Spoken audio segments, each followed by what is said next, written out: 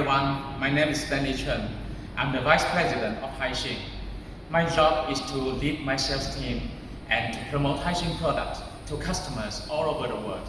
However, as you know, we are faced with fierce competitions in the industry. So how could we survive and win in a poor market? The only way out is to improve our competitiveness and make ourselves unique. So this is why we invested lots of money last year and built this smart factory. Now I'm in the manufacturing intelligent control room of our smart factory. We use the word smart because here every step in the production process is completed automatically. For example, we use central feeding system, we use automatic stacking and piling, labeling, and tape sealing for cartons. We also use automatic guided vehicles to carry the products from the injection machines to the packing areas.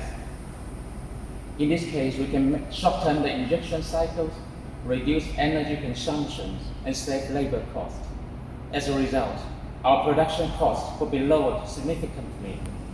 At the same time, we use ERP system, we use MES system, and also smart monitoring systems. So all data during injection process, such as speed, pressure, and temperature, are collected and monitored to make sure that every single product is made correctly.